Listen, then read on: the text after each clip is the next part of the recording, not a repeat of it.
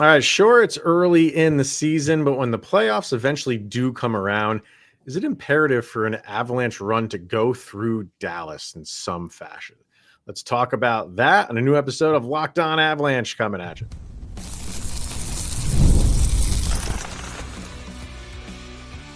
You're Locked On Avalanche, your daily podcast on the Colorado Avalanche, part of the Locked On Podcast Network, your team every day. All right, everybody, welcome to another episode of Locked On Avalanche, part of the Locked On Podcast Network, your team every day. I'm your host, Chris Micieli. Joining me, as always, Mr. Zach Pearson. Thank you for tuning in, making it your first listen of the day. That is always appreciated. If you want to get in on the conversation, then join our Subtext. Link is in the show notes below. Chat with us one-on-one. Get your opinion, everything Avalanche related. Share it on this very podcast. That's what we're going to be doing today. We opened up the mailbag to our subtexters and everydayers.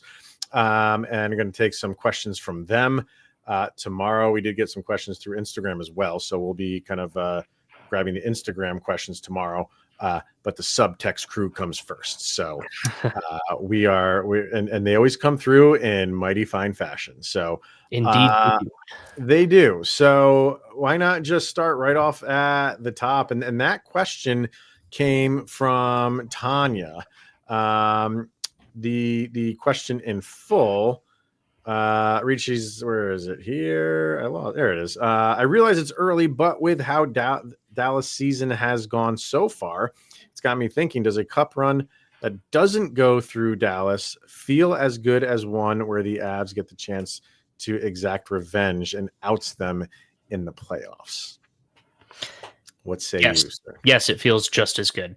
Winning the cup feels just as good. It doesn't matter to me what team I have to go through. If the cup's coming back to Colorado, I'm feeling really good about it.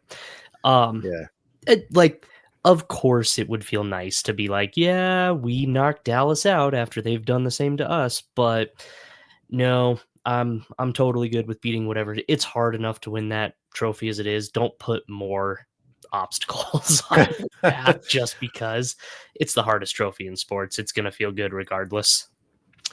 Yeah, no matter what road or route you take to get there, it's going to be a grind. It would just be the cherry on the top if you got through Dallas. Sure, I think that's for any team. You know, even if it was whatever team knocked you out. If the year after they lost to Seattle in the playoffs, if the following year you knocked Seattle out, that would feel good. It would feel a little bit extra good though when it's a rival, when it's Dallas, when it's the whole Mikko thing that's just never gonna die. Sure, that would. But would it, if you go and win the cup and didn't go through Dallas, would it feel less than? No, absolutely not. Like, it wouldn't be like, I'm not going to celebrate. I'm not doing it. We didn't go through that. Like, no, I'm not doing it. I understand where Tanya's going with this.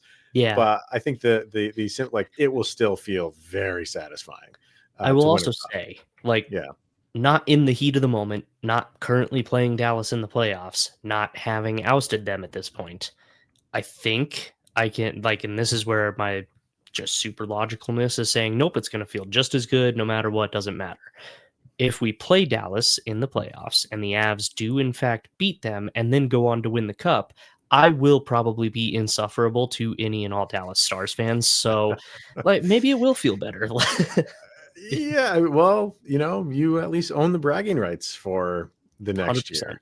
Yep. So, yes. So it's. Do I want to see it? That's the other part of it. Like, do you want it to? Like, do you feel like you want that matchup, or it's just like doesn't matter? Playoffs are awesome.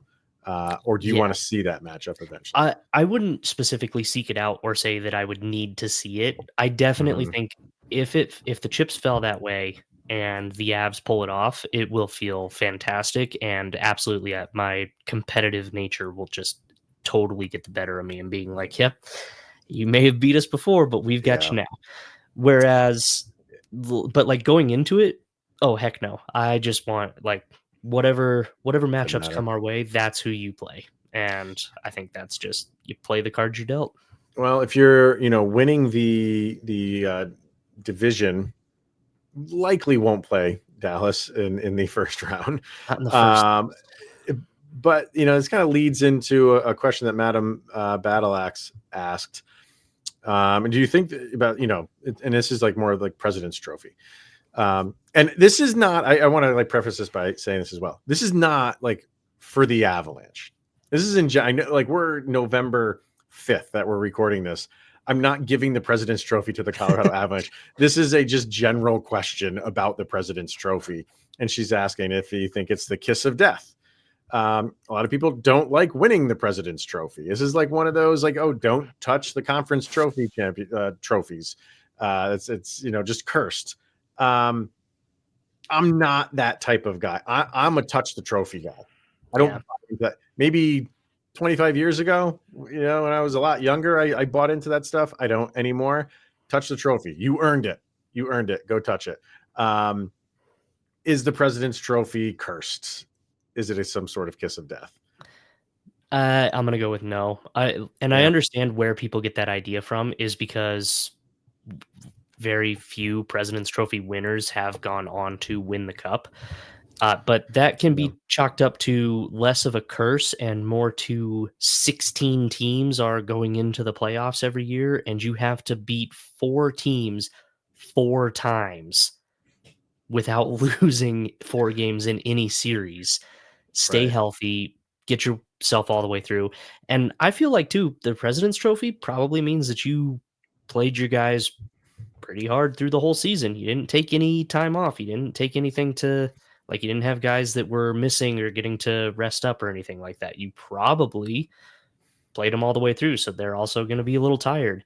Yeah. There's a lot of things that factor into it that I don't think are necessarily a curse. If you win the President's Trophy and then go on to win the Stanley Cup, you had yourself a lucky season as far as health and injuries and everything like that. So, yeah. I'm with you. I'm not a superstition curse type of guy, but I have it here. It's they introduced the President's Trophy in 85-86 season, which I thought it was a lot earlier than that. But hey, okay, really, yeah, yeah. So this iteration of it, 85-86. There has been, I think it's 8. 1, 2, 3, 4, 5, 6, 7, 8. President's Trophy winners that have gone on to win the Stanley Cup since 1985, 1986. So that's not like, if it was like 1 or 2 teams that have done it since then, okay. Like maybe you're thinking like, the odds are really stacked against you to do both. Yeah. But I don't think that's a terrible number. Like it's obviously doable. It's and the last time so that's the other part of it is it's been a little bit since it has happened. 2012, 2013, Chicago Blackhawks are the last team to have done it. So you have gone a number of years to do it. What's that? Said I remember that season too. Yeah. So it's one of those things that's like it's not impossible. It's been done multiple times, but for some reason people feel like it is. Like she's saying, like a kiss of death, and no, I don't think so. You're on a run though. You're on a run where it hasn't happened in 13 years. Yeah, this will be 13 this playoff. So sure, but it's happened. It's about time for the Avs to win the President's Trophy and then win the Stanley Cup. Break it all right now. But it is one of those things where you have a target on your back. Oh yeah, for sure. So, am I saying like some teams like maybe take the foot off the gas so they don't have that target on the back? I can't say that. I'm not the type of guy that thinks that maybe for like a game, if you're set for your seeding going into the playoffs, maybe okay, like we don't really need this game so much. But I don't buy into the fact that guys take games off so they don't win the President's Trophy. Because that's an accomplishment that I think most guys want. And if you're, a hockey player where, you want to go the best of the best, you want the target on your back. Yeah. Come get me. Come get us is kind of the mentality. So you can kind of look at it both ways, but I look at it as, no, it's not cursed. No, it's not a kiss of death. And go get it. Yeah. So how many teams did you say won the Stanley Cup since the President's Trophy was introduced? It was 12 that have won both the President's Trophy, and the Cup has been 8. Okay, 8. So 8 have won, and 8 have been eliminated in the first round.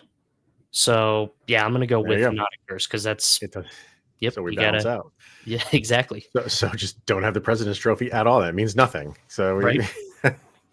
Yes, you either win it or lose in the first round. So that makes up 16 seasons of how long it's been around. So yep, wild stuff. All right, out of 40, 16 out of 40. So you got, I guess you do technically have a better chance of going all the way and not getting eliminated in the first round. Yep. Interesting stuff, but I'd love to know where people stand on this, because some people are like, no, don't win it, because they do feel like it's cursed. Why do you think it's cursed? Tell me. Want to know. All right, let's get a break in, and then we had some questions about players coming back from the Avalanche, in particular Logan O'Connor. What's that mean for the lines? So let's get a break in, and we will talk about that coming up next.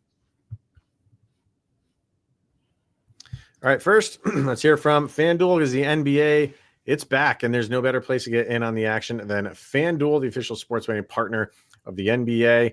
And even if you miss the start of a game or want to ride a hot hand, FanDuel has live bets on everything from who will score next to fourth quarter comebacks. Plus, you can even combine your live bets into a same game parlay for a shot at a bigger payout. Keeps every game exciting, especially when your team is making that late fourth quarter push. So right now, FanDuel is offering new customers a $300 bonus bet when your first $5 bet wins. So head over to FanDuel.com, sign up, and play your game with FanDuel, the official sports betting partner of the NBA.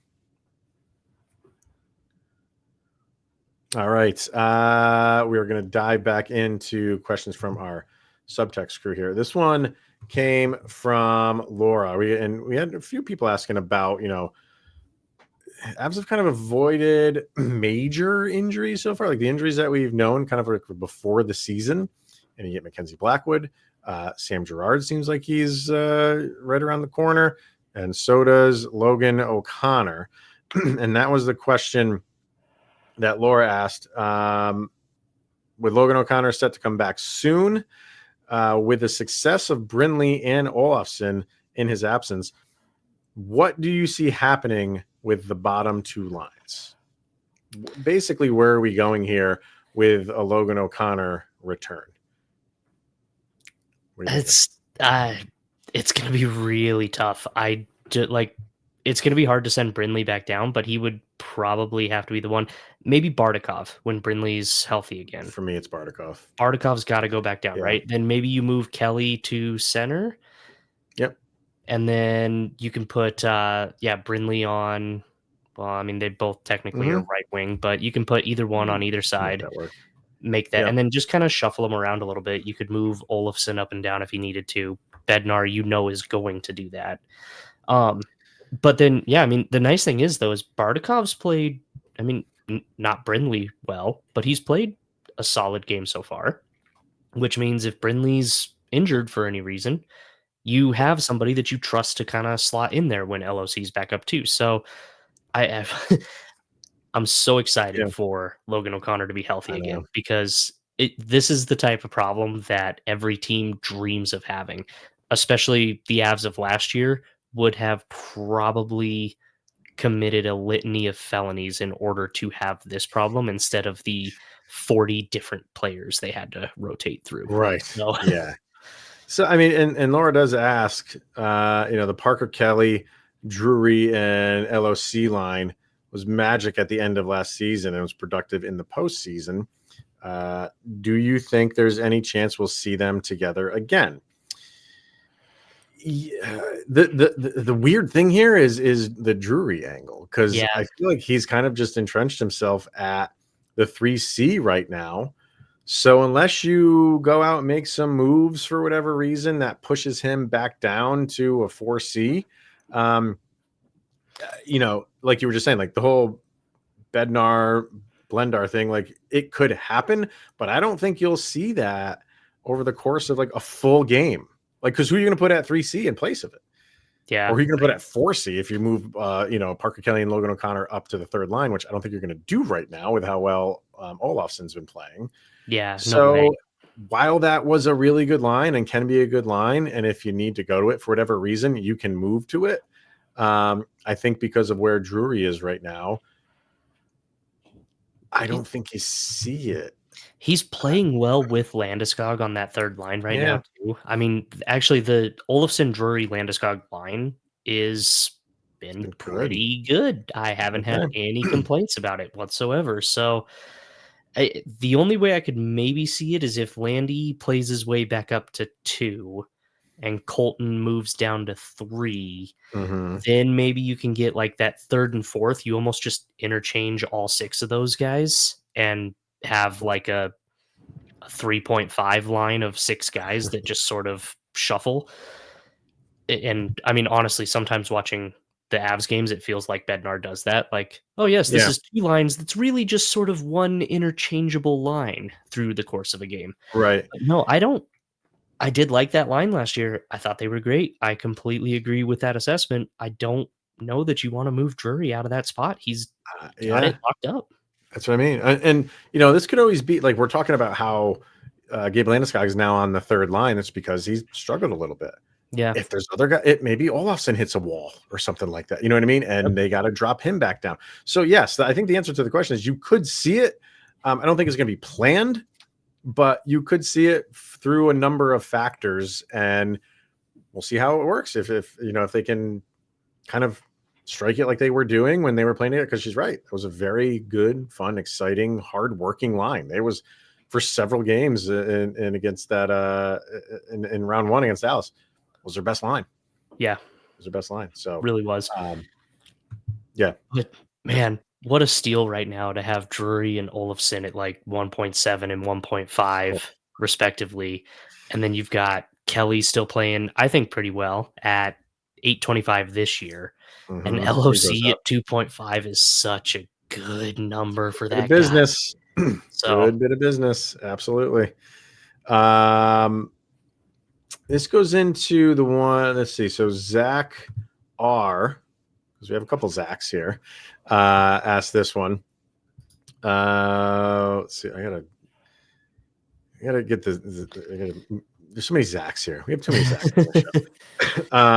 With the lineup feeling like it's going to be set once LOC, Kivy, and Sammy G come back from injury, do you think, barring anything crazy happening, the Avs make any moves at the deadline? If anything, I could see them trading Eagles guys to recoup some draft picks. I think that's always on the table for your AHL guys.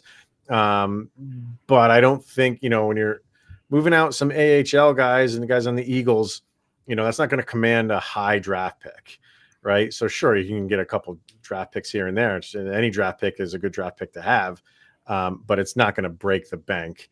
But to answer the simple question here, did the Avs make moves at the deadline? Yeah, the Avs are always an active team. And again, like, we're at the beginning of November, and we're feeling fine about how the Avalanche are playing. And I hope that continues for the entirety of the season. But it is a long season, and there's going to be guys that maybe like don't continue to play the way that they're like. Somebody could hit a wall. Yeah. Somebody could, or there could be an injury or something like that. So yes, the Avs will be in a position to make some moves. I'll say, they won't be, swing for the fences home run moves like they kind of did last year with the Brock Nelson move and everything like that. Because as long as those guys are doing what they're supposed to do, you're going to make those smaller moves, plug some holes, get some depth guys, which are always what you need. So I think that's where the Avalanche, hopefully, if you're doing that, then everything is really good. You don't want to make these wholesale changes on your top lines, because that's, then you're fighting and scrapping to get back into relevancy. And you don't want the Avalanche to be there. You want them to be already, hey, we're in first place and we're just fortifying everything. And those are the moves you want them to go make. Completely agreed. However, I do have to disagree with one point. Mm-hmm. They are absolutely going to make a swing for the fences move when they trade for Sidney Crosby. I stand corrected. See? Yeah. Yeah.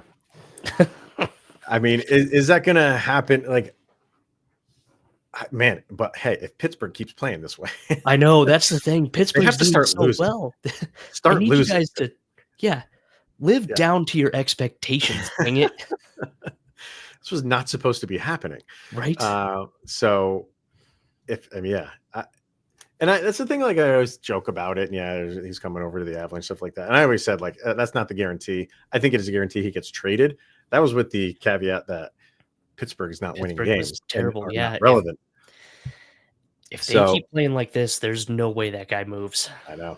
No. Which, why would he want to? No. Yeah. So, no way. Let's see. So that was so here's the other Zach. This is Zach H asking this one. Scenario: you're the Avalanche GM. If trade deadline was tomorrow, who would you trade and who would you replace them with, if any? Realistically, of course, based on performance so far. I don't know what it is with Zach. Guy's named Zach and wanted to talk about trades already. We're in November, but hey, whatever you guys want to talk about. I'm terrible at who I would inherit, who would I go trade for. Mm-hmm. I would have no idea right now, Zach H. I don't know, because number one, I don't really know who's available, and I'm just not good at, like, I feel like I could say, like, oh, I have a feeling like this guy could be traded from the Avalanche on the way out, but for who, I don't know. There's 1,200 players in the league. I'm bad at that. I'm bad at that part of it. But if the trade deadline was tomorrow, why would you want to trade anybody? Like, things are going good right now. Yep. Who would you trade? I mean, they'd be those minor deals that I'm talking about. What do you think? I don't really know who I would move. Again, the only person I know that I would be targeting is Crosby, and there's no way that's going to be happening if it was right now was the trade deadline, because Pittsburgh's just playing too well. If I had to guess, like, if you're saying guaranteed somebody from the Avs is traded, I think, and this hurts me to say it, and I've said it before, but I think Sammy G is probably a guy that's going to be the one that ends up moving. But I really like Sam Girard, so I don't want to do that. Hold that thought, because that is our next question. Yep. So let's get our final break in, and we will bring that up for like the 13,000th time. Sammy G and trades. So we'll talk about that next. We're going to hear from Rugiet. Let's get real. Making excuses doesn't solve anything. We've all heard the rumors before. It's just stress. I'm tired, or it happens to everyone sometimes. But when it comes to performance, sometimes your body just needs a little extra support. And that's where Rugiet comes in. Rugiet.com offers fast-acting, doctor-prescribed treatments for ED designed to help you stop making excuses and start making moves. So visit Rugiet.com, RUGIET.com/LockedOnNHL to get 15% off of your first order. That is RUGIET.com/LockedOnNHL. And don't forget to use our code LockedOnNHL so they know that we sent you to them at Rugiet. Stop making excuses and start making moves. All right, so it was Heather who asked the question, what are your feelings on Samuel Girard? She asked, do you think he'll be re-signed?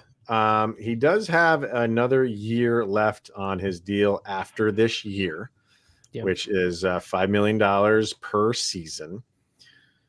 And it just seems like Sam Girard's been, this question's been asked, ad nauseum for the past several years.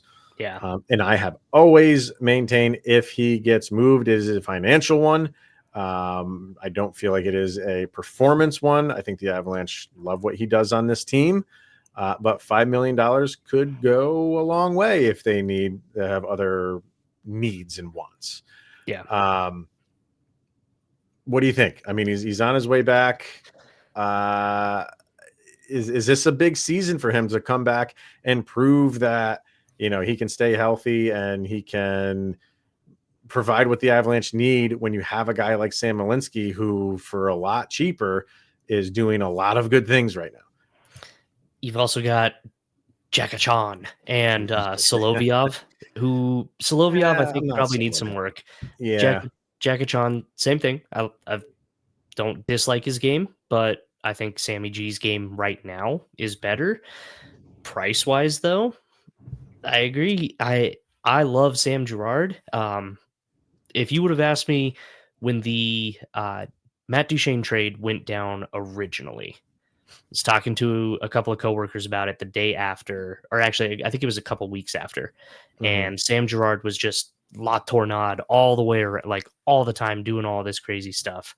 Um, a bunch of my coworkers and I were like, you know what? With how everything was going down with Duchene, we would have taken just Girard for Duchene 1-to-1 and called it a tidy piece of work and been happy. Yeah. And I've still maintained that he is a really solid NHL player. I really do like Sam Girard. I know the front office really likes him. So, again, as we've discussed multiple times, if he gets moved, it's because of that price tag and just trying to get more depth versus it being we don't think he fits anymore. Yeah. I really don't know if they re-sign him. I know. I really think that he gets put up as, and again, pains me to say it because I love the guy, really do. I think he's one of those pieces that you kind of put out there to try and get maybe a couple extra depth or something else to plug a couple of those holes. And it is a shame. But you've set yourself up, like where you're looking pretty good on defense. Yeah. For what you have right now and what's still to come. Obviously, you have Gulyayev, who could be here pretty soon. Some pretty good expectations for him. They better be. So if he's a first-round draft pick, right. You do have guys that can like kind of fill in spots where you need them to. You just signed Alex Gagne in the offseason. Still have to see what he can do. Sean Barons is still, a potential up and comer. Right. Yep. Right. Obviously, you have Keaton Middleton. Jacob McDonald is down in the AHL. Wyatt Amat, I think, is, he's a little bit older, but, the point is you have, options there. And especially like, let's say Sam Girard comes back and is doing fine, but they throw him on the third pairing. Do you want a guy making $5 million on your third pairing? No. I know that doesn't really come into play for everything, but to me, it does a little bit. If that's the case, why keep if he's only doing for you so well that you have him on the third pairing, you can get rid of that contract. Then you can go get any of those other guys that I was talking about and feel confident that they can do what Sam Girard is doing on a third pairing. I don't think that's where they're putting him. Who knows? We'll see. But I don't know where else you put him right now, though, because obviously, you could slot him in, I guess, on second in place of either Manson or Burns, and bump one of those guys down. I think in the beginning when it was, all six guys were healthy, who your top pairing is. That's not going to change. Yeah. And then your second line or your second pairing was Manson Girard. And then you're thinking that your third line was, your 40-year-old defenseman in Brent Burns with the relatively inexperienced Sam Malinsky. That was it. Yep. But that's why you play games, because things change. Yeah. Look what Sam Malinsky's doing. Burns it doesn't seem like he's 40 years old. He can, and I don't know why we thought just because he hit the age of 40 he was just going to hit some rut. He's still playing very well, still skating very well. Yeah. So it's going to be interesting to see where Sam. I mean, he fits. He's going to be playing on a pairing. Yep. But again, if it's I do think only good enough to be on a third pairing, we can go do that somewhere else and save a boatload of money. Yeah. And again, I really feel like I want to say this as many times as possible. It's not what I want to see happen, because I am a big Sam. I've been a Sammy G supporter the whole time. Never wavered on my support. I think the kid's, again, really solid NHL player. I say kid, he's 27. But, now I'm old because people are retiring younger than me. So, yeah, he's a kid. But, like, he's a contract that you can move to a team. And the other thing is, too, it would both pain me and make me happy to see this. If you moved on from Sam Girard, the change of scenery might be that same kind of bump that he had when he first hit the Avs and just was tearing it up and looked so amazing and lighting it up everywhere. Maybe he goes somewhere and does something similar and just like reignites that higher end play. Looks really good. He gets a better opportunity and the Avs recoup some cap space. It could end up being a decent move. And I guess he'll always have his name on the cup. That's true. Yeah, you can't remove that. Let's see. So he's 27 years old. Yeah. So, and he's got one more year left on that deal. So to answer the question, like, will they re-sign him? You know, he's at the age. It's not like he's mid-30s, where like the Josh Manson deal, where you keep him for less money as the cap is going up. Yeah. Sam Girard is going to want to make it more. He's going to want to make more. And there are teams that probably could pay him more, and he would be a, top 4 defenseman. On certain teams. Yeah.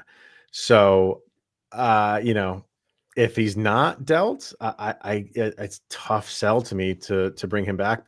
Again, it all goes back to the cap for me. Yep. And Sam Girard.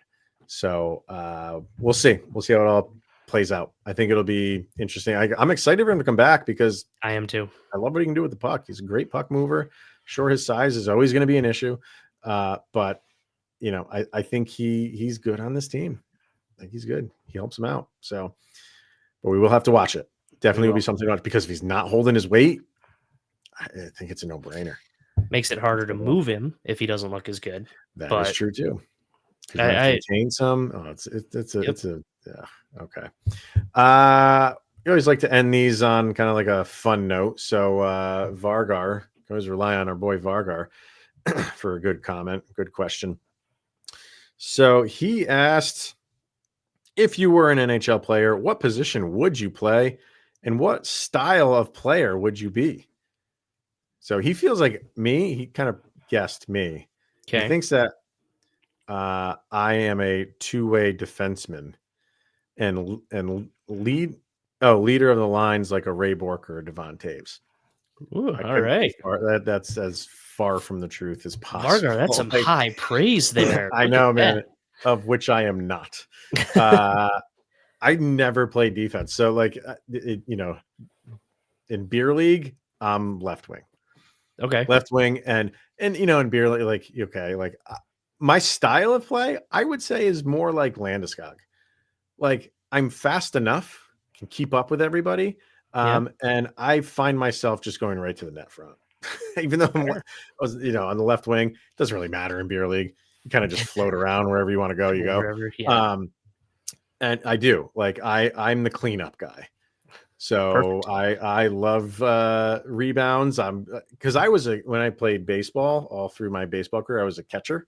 So I feel like I have like cat-like reflexes that I still have to this day. And miraculously, my knees are in tip-top shape. Nice. I was a catcher since I was like 8 years old, all the way through college. And 0 knee problems. The reflexes are still there, my friend. That's impressive. Yes, I will. That's a lot of toot that horn all day. Don't know how. No, I was not standing up playing catcher. If anybody's asking, like I was, but I like that. I like finding the rebounds and just potting them home. So that's where I'm at. My style of play is definitely net front as well because I always play goaltender. Net front all day. Okay. What's odd though is I shoot right-handed. I am right-handed. I throw right-handed. But whenever I play goaltender, I catch right-handed, which just seems backwards. When I put on a softball glove to play with my daughter, left hand. You're left-handed, right? But when I play goaltender, it always goes on the right hand. Really? And I think it's just the way that I can move the stick feels more comfortable because I'm shooting right-handed. I think that just feels... So that's just how I've naturally always played it. Hold the stick like that, which means the glove goes on the right hand, and that's how I've always played. Right. And yeah. Otherwise, I would say style otherwise is just try to wear the puck off the front of my chest as best I can, or Okay. ball, because there was a lot of roller hockey that I played. Yeah. And I will say, I usually had some kind of face protection, although not great, which is, that's why I look like this. But no, there was never like a lot of what I played was not really fully organized. It was just we had a bunch of kids, we all had rollerblades, we had spots that we could go play, so we'd set it up and we'd go play hockey. I always stood in net, and I'd wear those stupid little hard balls right off the chest, right off the shoulders, Yeah. a few of them off the face. Like, that's just what I did. So Yeah. I couldn't, oddly enough, people ask me that a lot. Like, you were a catcher for that long and you didn't want to play not goalie? goaltender, yeah. No, I don't know why. I just didn't translate for me. I don't know. I never tried it. Tried it. So from what I hear, people who like to play goaltender are a little messed up here not in right the old in the noggin. brain. Yeah. Which tracks, that does follow pretty well for who I am. So makes sense. But yeah, I always like being in crease. That's just the spot I like to be. Okay. All right. Well, who else out there? What's your position? More or less? What less than like? What's your position? What is your style? Like, who do you mold your game after? That's what I'd like to know. So fire away in the comments section about that. So, all right. That is going to wrap it up for today. We will be back tomorrow. If anything else is going on in Avalanche Nation, we're going to be talking about that and getting to some of the questions. Or if there's any more subtext people that we haven't got to yet, we'll get to those. And there's some good ones over on Instagram. So we'll do that tomorrow. So be sure to tune in to that one. But for this one, thank you for tuning in, making it your first listen of the day. That is always appreciated. He's Mr. Zach Pearson. I'm Chris Micieli. This is the Locked On Avalanche podcast. And you have just made it through another 24 hours where Sidney Crosby is that much closer to being the Colorado Avalanche. Trade deadline.